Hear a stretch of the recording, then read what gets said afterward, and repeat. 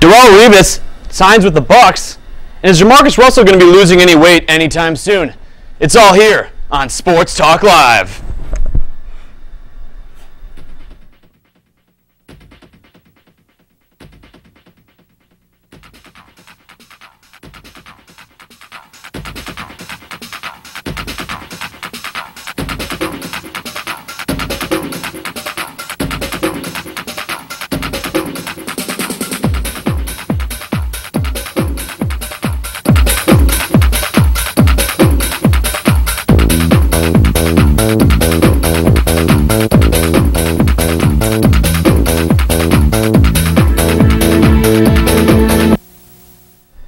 Welcome to the latest installment of Sports Talk Live. My name is Nick Ragner. I'm Noey Anderson. I'm Stephanie Hoff. And I'm Zach Hansen. And we are going to be looking to hit on quite a few topics involving this week's sports. Our first topic of the evening, David Ortiz cussed at a pregame speech at Fenway Park following the Boston Marathon Massacre. Ortiz said, "This is our explicit city and nobody is going to dictate our freedom." Guys, what are your thoughts on David Ortiz using foul language on national television and at Fenway Park?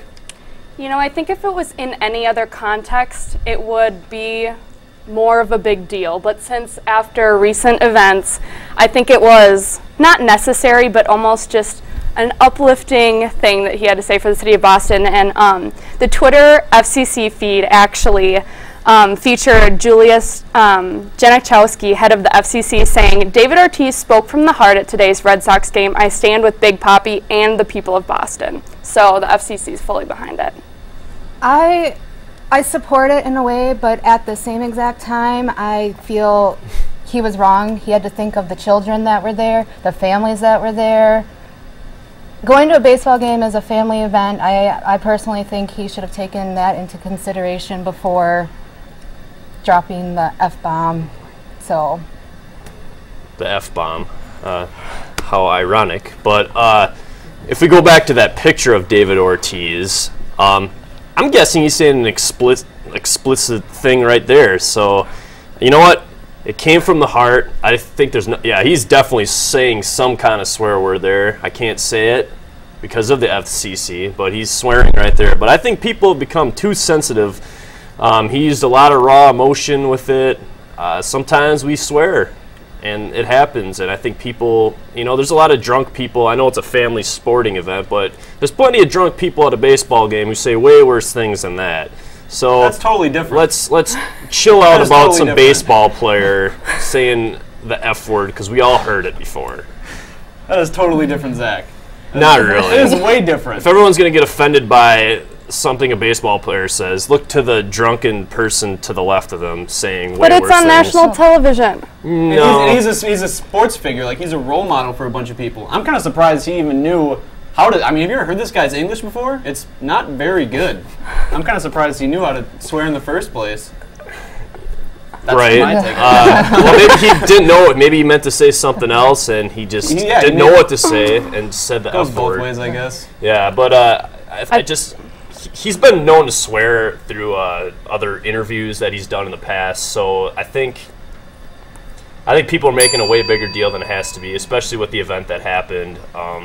There's more important things than someone having a few F words. So, moving on, sticking to the diamond, the Brewers have been really hot lately, winners of their last 8, and there's quite a few reasons as to why they've been on such a winning streak. Guys, why are the Brewers so hot right now? well, 8 straight wins, and the thing is, they're doing all this without Corey Hart. They're doing this without Aramis Ramirez. But the thing is, until we get too excited for this and get a hard on for how good they are, it's still early in the season. So, like, we gotta chill out. I mean, we're 9 and 8 now, 10 and 8 now. 10 and 8. Yep. We're only a game. We are a game behind, which is great to say we're a game behind in any part of the season because the Brewers are usually behind. But we are hitting our hot streak. But the thing is, 8 straight wins. Our other players are stepping up. Gene Segura, he's becoming everything plus more than he has. Gomez was the National League Player of the Week, actually. So his speed and his fielding, and if he can get on base, man, the Brewers are going to be tough. But let's not get too excited, folks. We still have well over 100 40-plus games to play. I like to come off that, and I think what's really important to look at is that the Brewers have been playing, the Padres, the Cubs.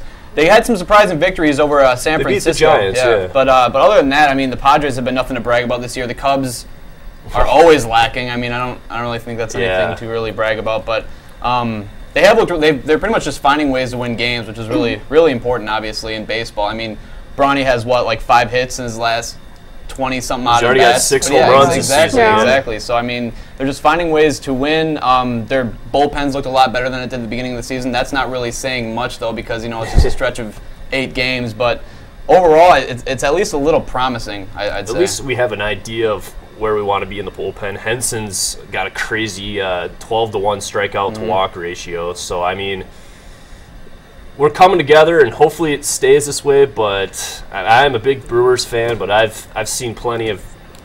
I mean, we lost 6, 7 straight earlier in the beginning of the year, so maybe we're just streaky. But right now it's good, and we are playing the Padres the next 2 games, so hopefully it keeps going. That Kyle Lowe shinings looked really good so far too. Yeah, it's well time. Got it from the Cardinals, huh? Yep, 3 years. How do you feel with that? Cardinals fan over here in the house. I was actually sad when he left, but he is doing work for your Brewers, so congratulations, Brewers fans. You picked up a pretty decent pitcher, first time. Yeah. I agree. First time. I agree. I think the Brewers, red hot is probably the perfect word to explain their season so far. I don't know how long it's going to last.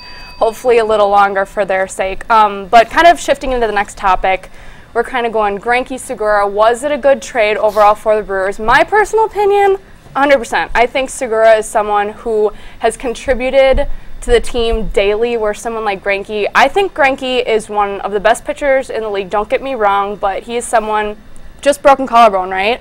Yeah, in a fight.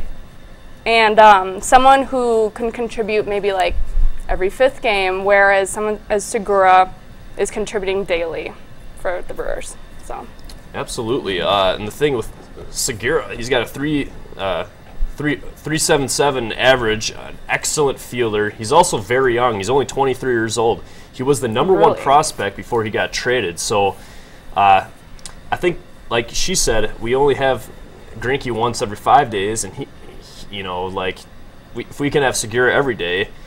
And plus, Greinke always has like the weirdest injuries. Remember 2011 when he first was on the Brewers, he got injured playing basketball.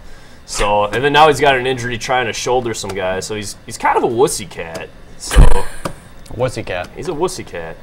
I will say this: Zach Greinke, probably one of the cutest pitchers in the major leagues right now. True.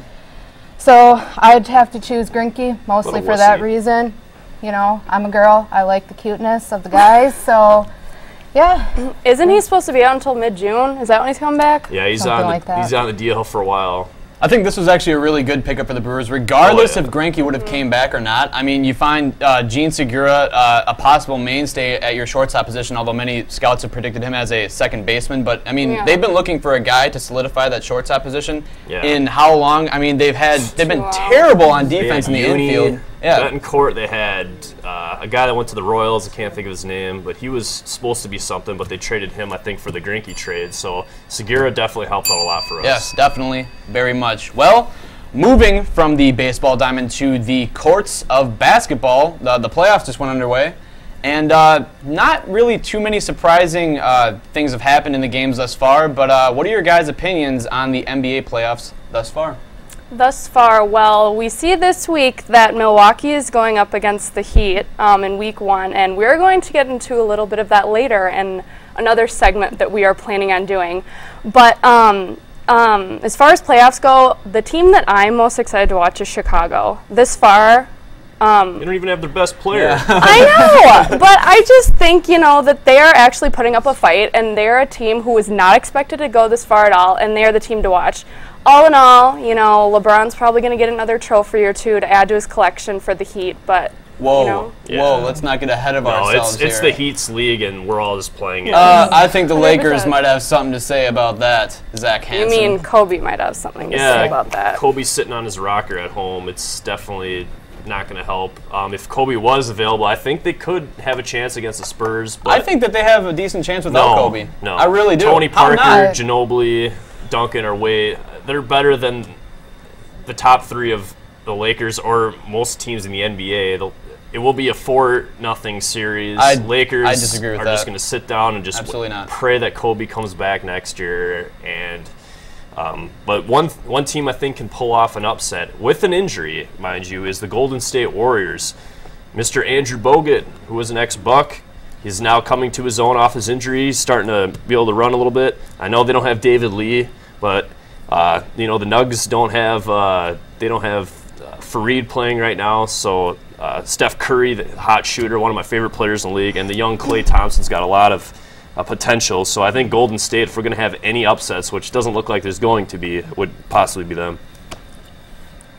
I just want to throw in, with the whole Lakers issue, Kobe Bryant came out today saying he's going to be done tweeting during the games. I personally, I'm going to miss Kobe's tweets. If you read them, they're quite interesting. So, yeah. Well, going from one court to the next, as we know, Brittany Griner just drafted #1 overall to the Phoenix Mercury in the WNBA draft. And I want to ask you guys what you think Brittany Griner's impact will be on the marketability of the WNBA. Overall, WNBA, I think that the media will be drawn to Brittany, but not so much the WNBA. I'm fully 100% for her. I mean, you got to feel for this girl. She's gone through so much. I watched a few video segments on her, and, finally coming out to the media, her family, and all that she's been through, I'm 100% behind her. But still, if she were to stick with the WNBA, I think it would be her that is going to be followed, not the WNBA. Yeah, and this raises up a whole new idea. I mean, a measuring stick. There's a lot of scrutiny about NFL and NBA men coming out gay out of the closet, and for her to do that, I mean, that's a really big impact, not only for the WNBA but for sports in general. But as far as the WNBA, nobody watches it, nobody cares. In fact, I think actually it'd be a better publicity stunt if she was drafted. Dallas Mavericks owner Mark Cuban was talking about signing her, but I hope they don't, because I think the Bucks could actually use her. Because, man, you guy did something. Going off that, I was just going to say, with Mark Cuban wanting to sign her, I think more people are going to be focused on Brittany Griner, so they're going to go to the WNBA just to see, what was all the hype with it? Why did Mark Cuban want her so much? What is this? What is it about this girl? As we just talked about Brittany Griner coming out and everything, it made national news. I mean, it was on the front page of ESPN, something that I don't think happens a lot with WNBA, really ever. So I think regardless of how we talk about it, Brittany Griner's impact is going to at least help somewhat. Maybe get it to, at least have some sort of news stories. I bet her games will be televised on ESPN at least a couple times, opposed to the 0 times. She might actually make $1 million. The average salary they get per year is $60,000. Actually, it's pretty pathetic. But I guess if nobody watches, it's tough to pay the players. But yeah, it's a crazy thing. But never know. Well, that's the dinger, and we're gonna go to a break here with some perfect pets. Yep. And some perfect pets. Make sure your hair's out of your...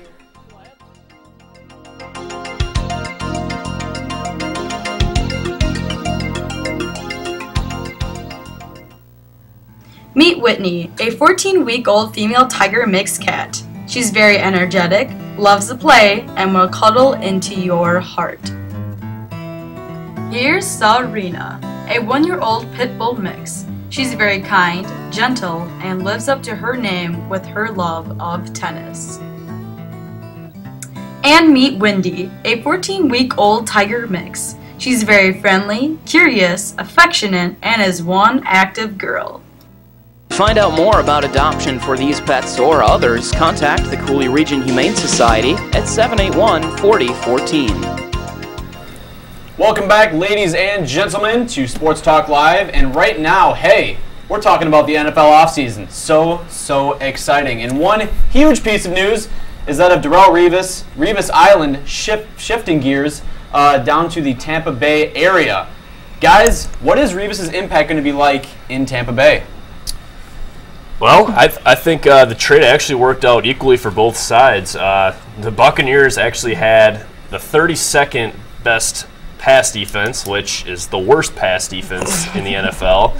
So getting him will definitely help in that area. The Jets, their offense was terrible. I think the UWL football team maybe would have had a better offense, I'm not even kidding, than the Jets. So now that they have 2 first-round picks, I think they can get some offensive help. They have an all right defense, but, man, after last season, if they can get Tavon Austin, who's a good receiver, maybe Cordell Patterson, or maybe some offensive line, maybe a quarterback for Geno Smith. He might be the next RG3. We don't know. So I think the trade worked out equally for both sides. It was actually a huge deal. Revis actually signed a 6-year, $96 million contract, but none of it is guaranteed. So I mean, if this guy comes back and he's not playing up to his contract after maybe a season or two, the Bucs can just cut him and not have to worry about paying him all that money. So I mean. Wow. When you say that, which is what the highest that any defensive back has made in NFL history this far, I think.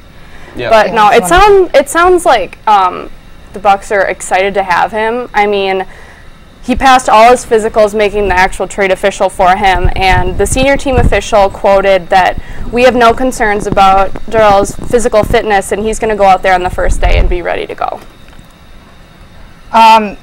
He also says that he has nothing to prove to anybody. I think that proves a lot and says a lot about him, especially for the fact that he is not guaranteed any of his money. So personally, I think if he gets out there, shows what he has, the Bucs will be like, hey, you're a decent player, we want you.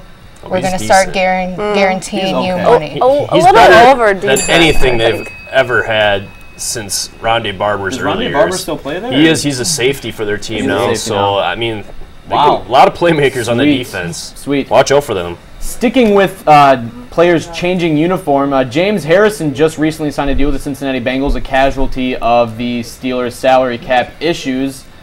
James Harrison, a pretty big name. I mean, he was really a polarizing figure in the NFL and now playing for the Bengals. What do you guys think his impact will be like in Cincinnati? I think overall, I think the team's excited to have him. He is known for illegal tackles, which he doesn't mind being fined for. So who knows what's going to come out of that? Crossing my fingers, I hope it's okay. But people say that James Harrison's new job description involves just playing only the Pittsburgh Steelers. Little interconference rivalry going on there. So who knows what he's actually going to contribute, but we'll find out shortly. Yeah, I mean, I've heard from Steeler fans around here that he's actually pretty washed up. So obviously the Steelers didn't see enough in him to keep him long term. So I think it's a low risk, actually high reward for the Bengals. If anything, he can be a pass rushing specialist. But man, I wonder when they play the Steelers how many helmet-to-helmet hits he's going to have on them, and just maybe that's the reason why the Bengals got him, just to knock out every player on the Steelers. But I don't know. Harrison, he's 9 years into the league. He's still got some left in him, so I think, heck, why not go to your rivals? A guy named Brett Favre did that once, too, and he actually did. And look how that turned out. Pretty ugly, especially with his texts. But, Some would beg to differ. Yeah, for sure. Moving on, still sticking with the draft, the former Honey Badger, Tyrann Mathieu, is a huge topic right now. A guy that was formerly regarded as a top 10 pick, possibly one of the most gifted D-backs in this draft this year. But he set up the entire college football season last year because of repeated marijuana use. The guy said that he didn't remember how many tests that he failed because he failed so many. So, guys, as an NFL draft exec or whatever you want to be called, do you take Tyrann Mathieu or do you let him slide? I would not take him. I think he would bring way too many problems to the team, all the publicity with it. Let's say he goes back into doing marijuana, that gets back into the publicity with the team. I would not take him, but I did see that the Giants, it's rumored though that they may consider taking him, so I guess, put it at the cost of the team. We're talking about marijuana here, right? A drug that could be legalized in the next few years. So if that's his problem, and the fact that he is going through rehab and trying hard to get past this addiction is a good thing. I would definitely take the Honey Badger. Did you watch this guy from LSU? He was a Heisman candidate. This guy's a beast. And yes, he did fail some drug tests. It was marijuana, which is still illegal, but it's not the worst drug in the world. But at the same time, you have to wonder, I mean, regardless if it's a terrible kind of drug to use or not, the guy showed a lot of immaturity because he continued to use it after knowing that it was illegal. Like, regardless of how bad you view marijuana to be, if this guy is going to know that he's going to have to get drug tested and then continually be like, well, I don't really care about drug tests, I'm just going to keep doing marijuana. Well, like I said, he's going through rehab, so it's not like he's going to keep doing it. Like, he's trying hard, and because the NFL doesn't allow this, he is trying hard to do it. So if I were a 4th, 5th round pick on him, damn, I mean, that's a good I pick. agree with you. I'm just going to get this in quick. If I was on the fence, I think if he straightens out his life, he could go for, maybe 2nd round pick for someone like the Patriots. Maybe. Yeah. We'll see. Well, speaking about the draft, we, being from Wisconsin, we like to talk about the Packers draft. Maybe you don't. A little bit. But the Packers are known to be needing maybe a D-back, maybe a running back. I don't know. You can go a lot of ways with the Packers. This draft, Ted Thompson's known for being pretty creative. Do you take Tyrann Mathieu, or who else would you take? Well, I'm going to throw this one out there. Monty Ball. I don't know what anyone else thinks about that, but, he can run, block. He's had 1,001 touches. So, I don't know, maybe they could get him, late in the 2nd round. And he would have a great fan base. I'm telling you. Interesting. I do not care about the Packers, but I have heard rumors that the Vikings may consider Manti Te'o, which that's a good pick. I agree, it is a good pick. They could use him, but I really don't care what the Packers have to say. I tell you what, I don't care who they pick in the 1st round because I bet they don't even have a 1st round pick. Ted Thompson's been known to trade out of the 1st round because there's so much equal talent from the 1st and 2nd rounds that, in fact, that they might just trade out of there. But I think an offensive lineman, defensive lineman, you can't go wrong with those. We need both on both sides. But if we can get a sexy pick like Eddie Lacy at 26, man, that would be awesome. But or we can just take a lineman and then maybe Lattimore, 4th or 5th round pick. Yeah, he's an injury risk, but man, that guy's a beast also. So I totally agree with you, Zach. I mean, I definitely think trading out of that 1st round and getting a couple more picks would be a really smart opportunity for Ted Thompson. I mean, their team definitely has some glaring holes, but I feel like Ted Thompson's usually pretty good at getting quality in the later rounds. So I think if he did trade back, picks as you can, Exactly. Yep. Never go wrong with that. Well, that's it for our NFL offseason talk. We're going to cut it to a UWL promo, and we'll be back with more Sports Talk Live.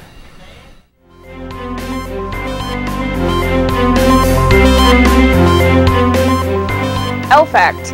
University of Wisconsin Lacrosse is ranked the #2 college in the Midwest.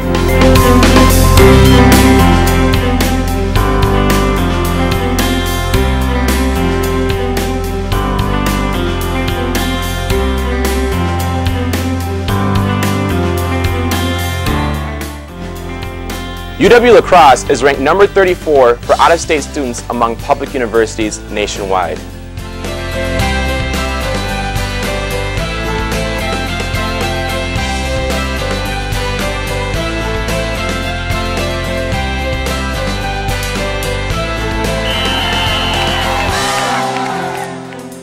UW Lacrosse is ranked as one of the most military-friendly schools in the nation.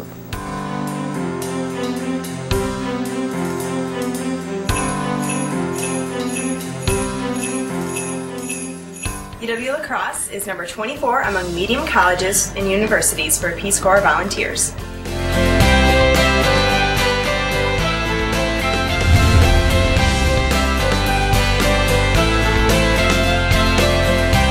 Welcome back to Sports Talk Live. Right now we're going to play a fun little game we like to call Over or Under.